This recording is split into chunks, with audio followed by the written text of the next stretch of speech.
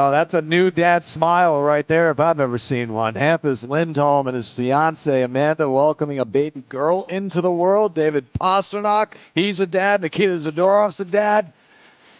A lot of dad strength in that room as the Bruins get set to take on the Buffalo Sabres in a spooky edition of Bruins hockey. It's Halloween Eve, everybody. Boo. Welcome to the Ultimate Bruins Show. Look who's here. Where's he coming from? Hi, I'm Billy. Nice to see you. Nice to see you. So what happened was I got lost. I started on the pit, made my way to the bench and the rooms. I finally made it up here to the 5th floor. Good to see you, boys. You were tired. I saw you had to sit down all that walking. I did.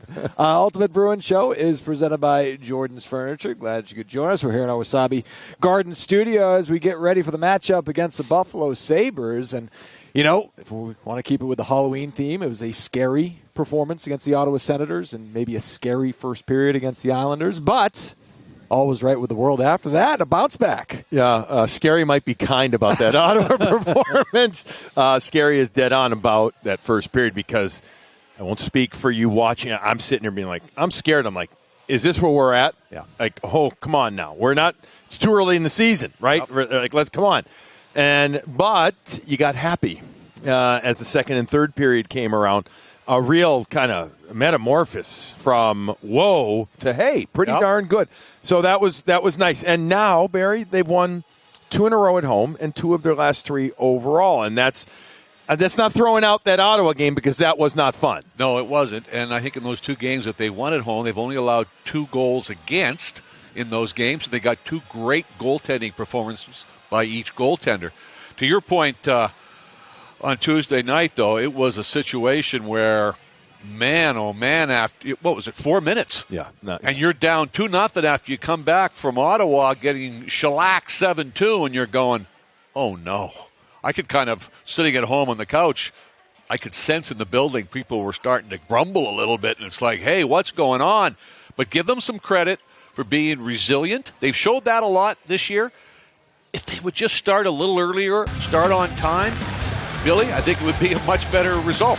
Well, you hope so. Yeah. I mean, they seem, I don't know, some people need adversity to succeed. Right. You know what I mean? Like, I'm trying to, find the positive here, Adam, sure. But they don't get going great, and they're how many times this year now have they been down multiple goals only to come back? Doesn't mean they get a point or win out of it, but they come back. But that's not sustainable. No, that's what I was about to say. But you can't keep doing it. And therefore, the fact that they were able to come back and build on the lead was very good. But Barry, to your point about it didn't feel good. It resonated through the TV. The Bluebirds were out, and understandably so after the first period. I mean, that's justifiable booing there. No, and like we've been talking about all year, the first 3 games of the season were the blueprint. But even in those games, you could. Couple of bad habits. One of taking too many penalties. And it's one thing to lead the league in minors, which the Bruins do, but it's kind of the way they're getting the penalties, which is you're getting succession. So you're getting one penalty, you kill it off, it's good. Now you get another one. Well, now all of a sudden you're putting pressure on your goaltender, your penalty killing unit, and your offensive guys are sitting on the bench going, man, I'm starting to stiffen up a little bit. So you got to stay out of the box. And as we've been saying all year, the biggest problem that they've got to get over away from the defensive side is shooting themselves in the foot when they have the puck possession initially. Every time we do highlights, right, we break them down. It starts off on a Bruin stick, it's a giveaway, and then look out. Turnovers a huge problem against the Senators, and then bad breakouts in that first period against the Islanders. It's something that has plagued this team at times.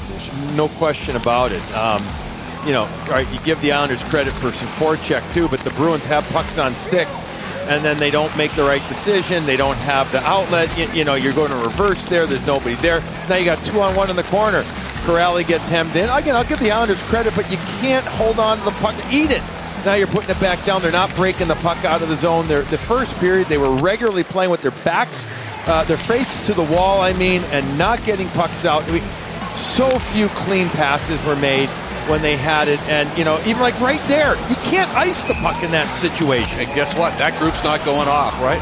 I mean, they're tired from all the puck possession down there, and now they have to stay on the ice as well. And I think the other thing, Billy, as we just talked about, with those 2 goals, you're being a little bit shell-shocked. the intensity factor doesn't kind of pick up a little bit, you know? You kind of sit back, you're on your heels a little bit, you can't believe what is happening. No question about it. Here's more good now. These are good. These are good breakouts. Look at how the Bruins are coming up with numbers, all right? So now you get it, move it quick. Barry, you like to say move his feet. That's gorgeous. That's hockey.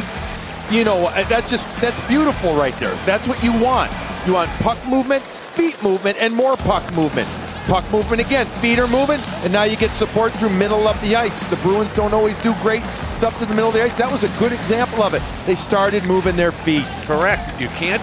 If you want to be a good passer in the National Hockey League, you got to move your feet. If you're standing and waiting to make a pass, the defender knows it. They're going to back off and take away everything away from you. I really thought, though, Billy, at this point in the hockey game on Tuesday, you could feel the intensity level pick up. You could feel the Bruins getting physical. You could feel some nice forechecking plays. The crowd was getting into it.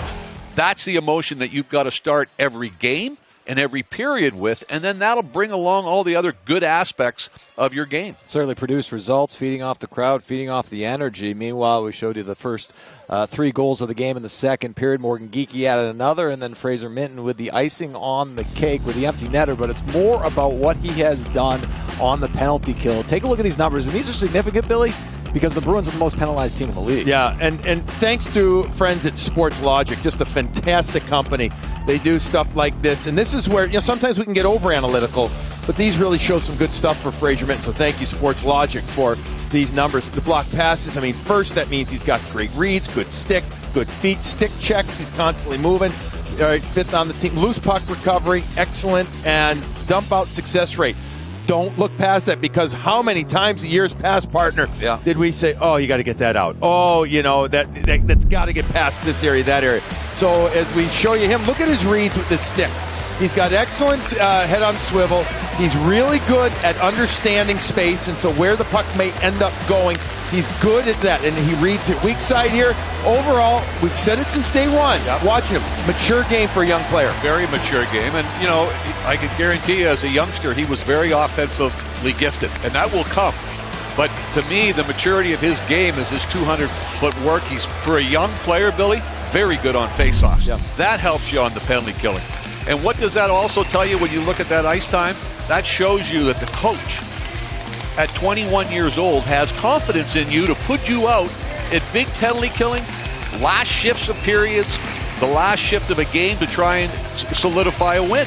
Not only that, but the 5-on-6, right? Yeah. At the end of the game. The extra attacker. By the way, he's going to be the first guy on this team to score a shorthanded goal this year. He's had a number of opportunities already. Feels like it. It does feel that way. He has got really good set of wheels, and when it's happened in Ottawa early on in that hockey game, once he gets steps, he can really protect it really well because he's so strong through his core.